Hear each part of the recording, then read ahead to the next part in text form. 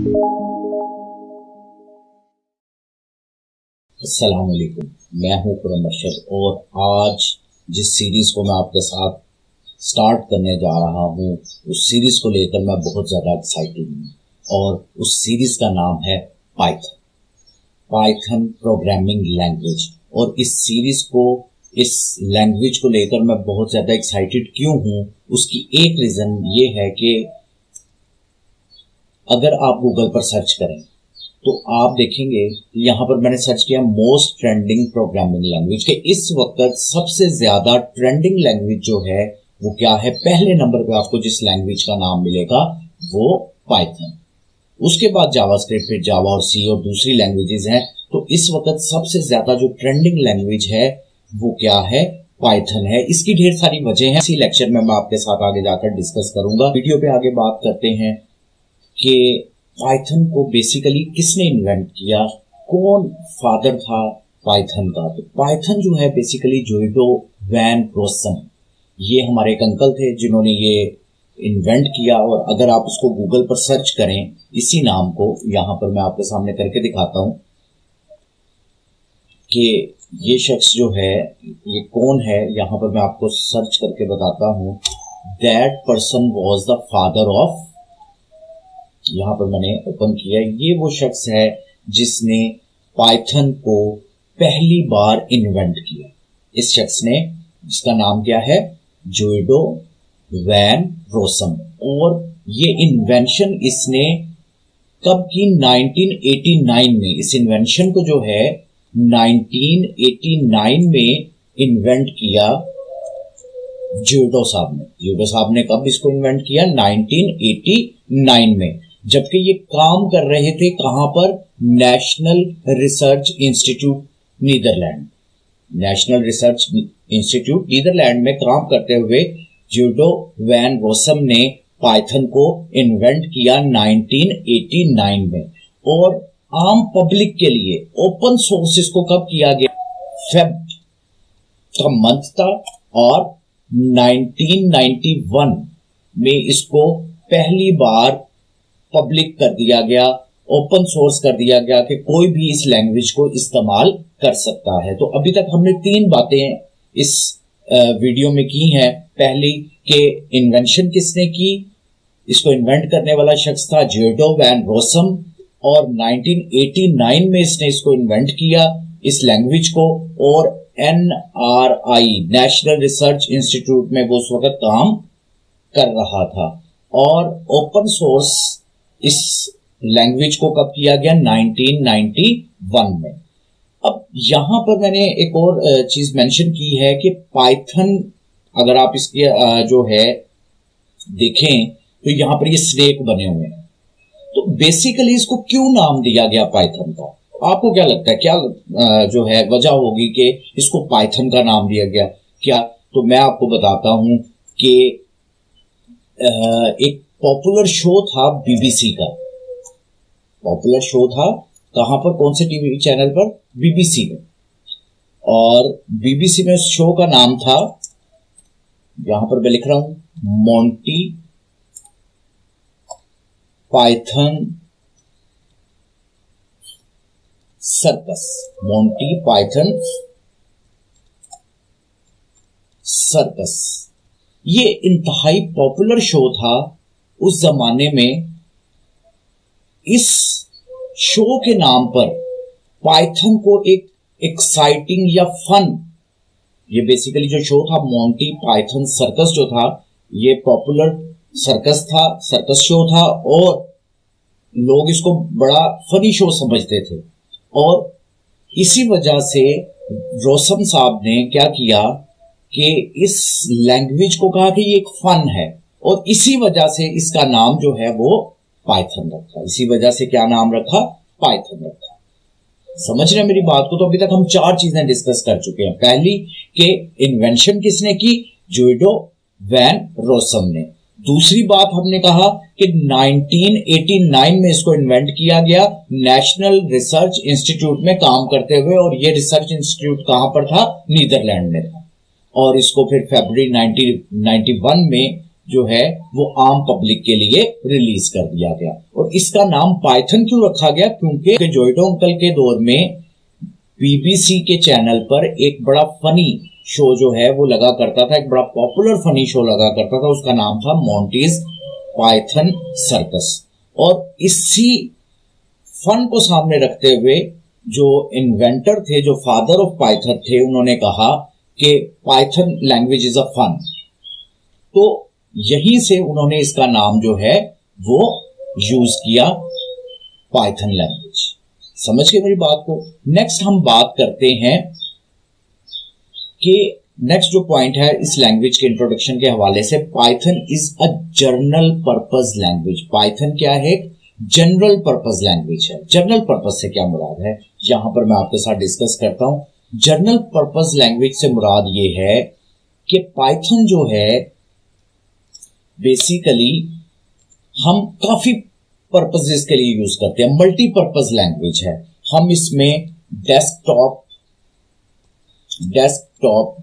Apps बना सकते हैं, डेस्कटॉप एप्स बना सकते हैं। डेस्कटॉप ऐप से क्या मुराद है? आप अपने कंप्यूटर में कैलकुलेटर यूज करते हैं, ये एक डेस्कटॉप ऐप है। आप माइक्रोसॉफ्ट वर्ड यूज करते हैं, ये एक डेस्कटॉप ऐप है। इसी तरह आप एक्सेल यूज करते हैं, ये एक डेस्कटॉप ऐप है। आपकी गेम्स जो हैं ये डेस्कटॉप ऐप्स में आती हैं। तो ऐसी ऐप्स जो विदाउट इंटरनेट कंप्यूटर पे चल जाती हैं उसको हम क्या बोलते हैं? डेस्कटॉप ऐप्स बोलते हैं। और ये ऐप्स जो हैं आप पाइथन में इजीली बना सकते हैं। इसी तरह आप पाइथन में वेब डेवलपमेंट भी कर सकते हैं। वेब डेवलपमेंट भी पाइथन में की जा सकती है। इसके अलावा जो है हम पाइथन में जो है वो डेटाबेस जो है सॉफ्टवेयर्स भी बना सकते हैं, डेटाबेस एप्स भी बनाई जा सकती हैं। इसी तरह पाइथन को यूज करते हुए हम डेटा एनालिसिस का काम भी कर सकते हैं। समझ रहे हैं मेरी बात? इसी तरह हम एआई से रिलेटेड जितना भी काम है, आर्टिफिशियल इंटेलिजेंस से रिलेटेड जितना भी काम है, वो भी हम पाइथन लैंग्वेज में आसानी से कर सकते हैं। तो इसी वजह से कहा जाता है कि पाइथन एक जनरल पर्पस यानी कि मल्टीपर्पज लैंग्वेज है। इसमें हम ढेर सारे काम कर सकते हैं। तो अभी तक हमने इन्वेंशन पे बात कर ली, किसने इन्वेंट किया वो बात कर ली, पाइथन नाम क्यों रखा गया हमने उस पे भी बात कर ली। हमने बात कर ली कि पाइथन एक जनरल पर्पस लैंग्वेज है क्योंकि इसमें आप डेस्कटॉप एप्स भी बना सकते हैं, आप इसमें वेब डेवलपमेंट एप्स भी बना सकते हैं, आप इसमें नेटवर्किंग एप्स भी बना सकते हैं, आप इसमें डेटाबेस एप्स भी बना सकते हैं, आप इसमें डाटा एनालिसिस कर सकते हैं, आप इसमें आर्टिफिशियल इंटेलिजेंस से रिलेटेड मशीन लर्निंग है, डीप लर्निंग है, वो सारे के सारे काम आप पाइथन लैंग्वेज में कर सकते हैं। क्या कर सकते हैं? पाइथन लैंग्वेज में कर सकते हैं। नेक्स्ट जो बात मैं आपके साथ डिस्कस करना चाहता हूं इस लैंग्वेज की बेसिक्स में, वो क्या है कि which companies are using Python.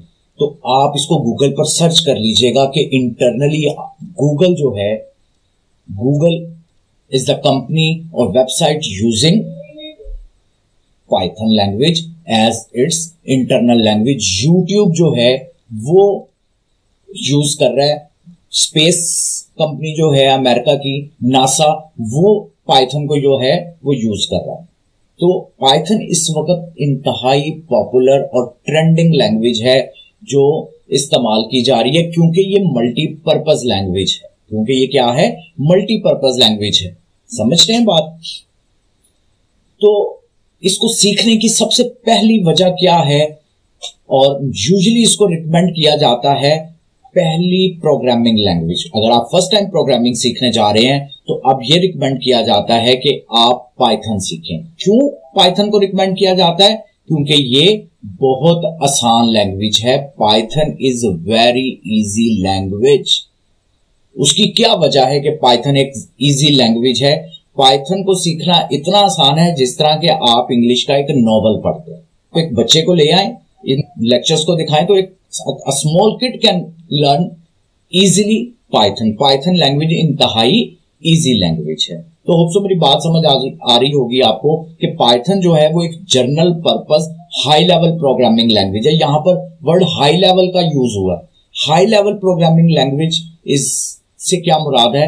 High level programming language से मुराद है which is easily understandable by human as well as computer. सादा अल्फाज में भी समझ लें कि हाई लेवल प्रोग्रामिंग लैंग्वेज से क्या मुराद है कि ऐसी लैंग्वेज जो ह्यूमंस, जो इंसान, जो प्रोग्रामर्स आसानी से समझ लें, जस्ट लाइक इंग्लिश, और दूसरा कंप्यूटर के लिए भी वो क्या हो, अंडरस्टैंडेबल हो। इसी तरह मशीन लैंग्वेज होती है which is not easily understandable by the humans but machine can understand it very easily. लेकिन यहां पर बात कर रहे हैं हम किसकी? पाइथन की। और पाइथन क्या है?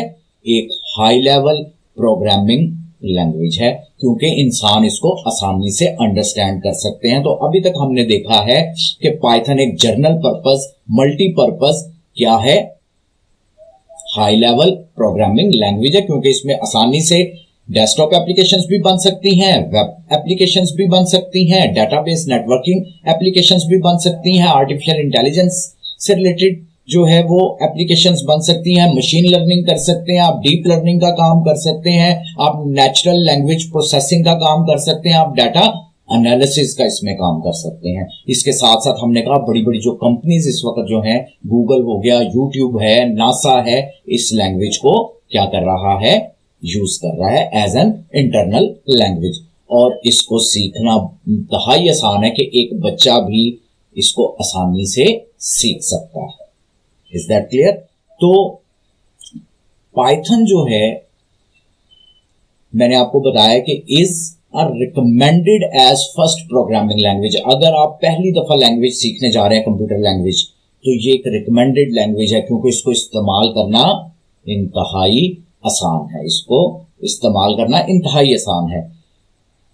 नेक्स्ट जो पॉइंट इसमें इंपॉर्टेंट है, programs can be written in very less code in Python.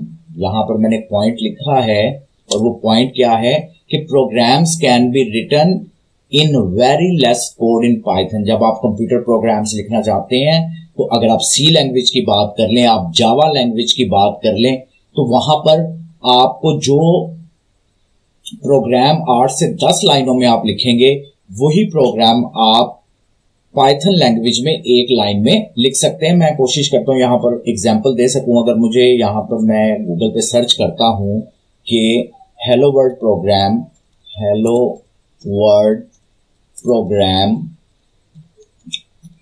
In Java, अगर वो मिल जाए तो मैं आपको दिखाऊं कि जावा में हेलो वर्ल्ड प्रोग्राम को लिखने के लिए कितनी लाइंस का जो है वो कोड रिक्वायर्ड होता है। अगर हम यहां पर सर्च करें तो यहां पर देखें कि पहले हमने क्या किया है, जावा में एक क्लास डिफाइन की है हेलो वर्ल्ड के नाम से। बेसिकली हम एक प्रोग्राम का कोड देख रहे हैं और इस कोड में हमने सिर्फ और सिर्फ स्क्रीन पर क्या प्रिंट करवाना है, हेलो वर्ल्ड। तो उसके लिए कितनी लाइंस का कोड लिखना पड़ रहा है? हमें क्लास लिखनी पड़ रही है, हमें उस क्लास का नाम लिखना पड़ रहा है, फिर उसके बाद हमें वॉइड और मेन क्लास लिखनी पड़ रही है। उसके बाद हम क्या करते हैं, system dot out dot print, और ये वो मैसेज है जो हम बेसिकली क्या करवाना चाहते हैं, प्रिंट करवाना चाहते हैं। तो 1 2 3 लाइंस का कोड एटलीस्ट आपको हेलो वर्ल्ड प्रिंट करवाने के लिए स्क्रीन पे जावा में क्या करना पड़ेगा, लिखना पड़ेगा। लेकिन यही काम अगर मुझे पाइथन में करना हो तो आपको पता है कितनी लाइंस लिखनी पड़ेंगी? Just 1 line of code, just 1 line of code. For example यहां पर मैं आपको लिखकर दिखाता हूं।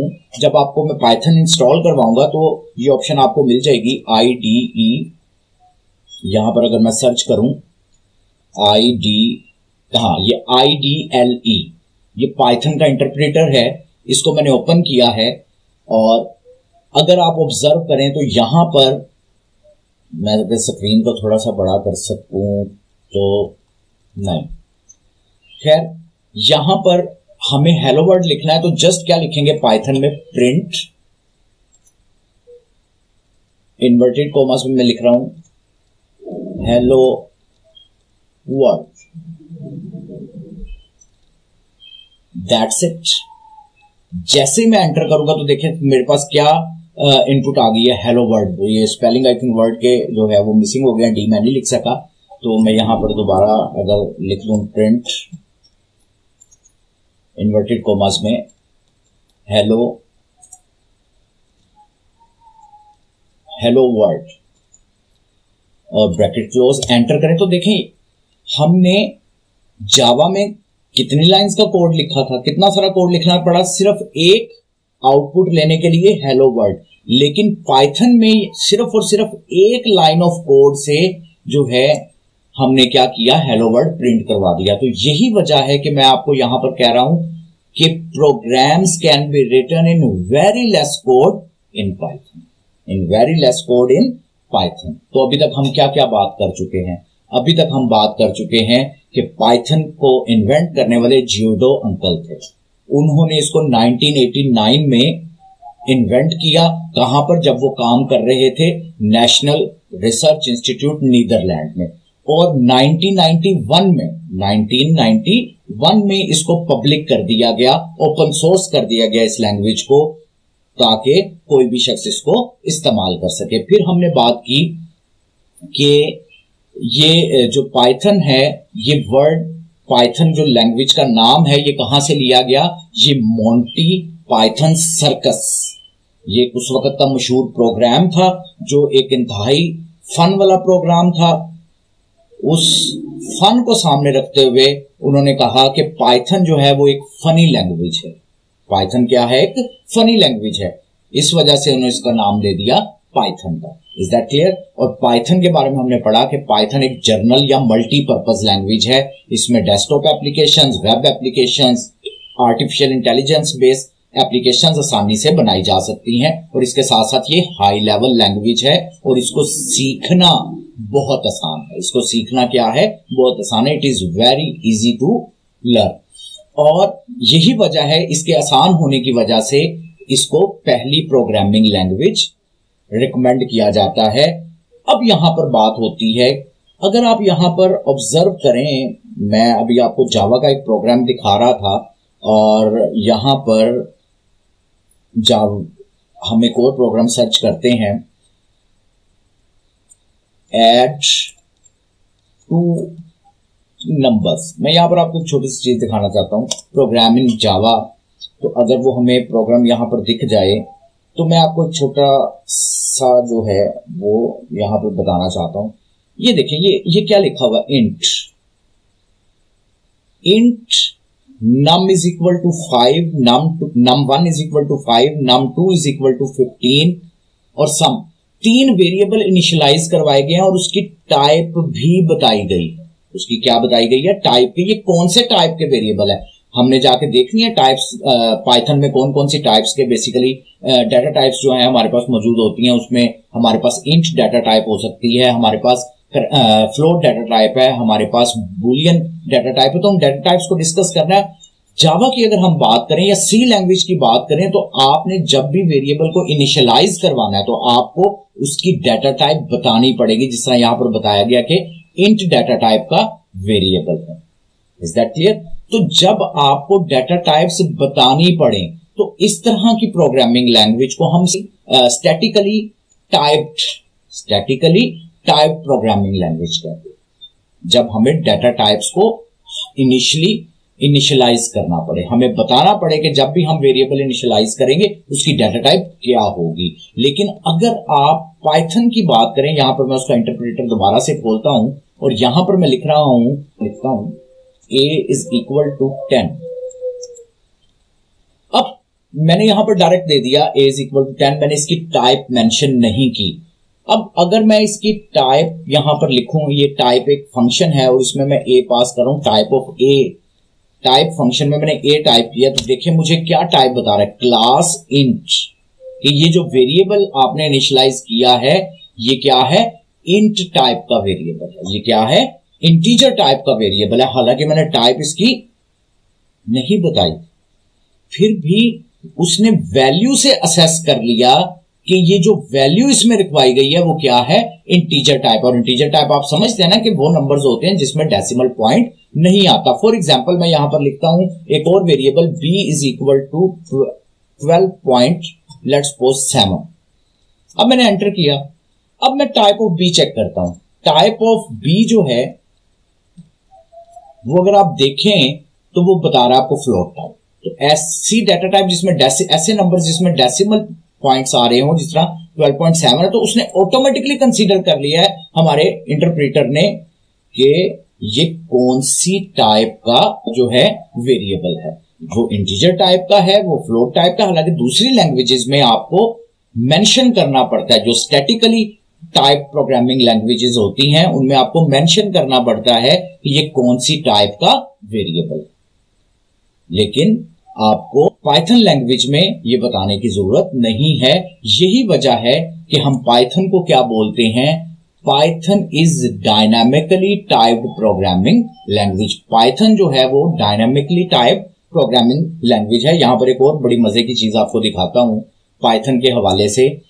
a, b is equal to 10,12.9।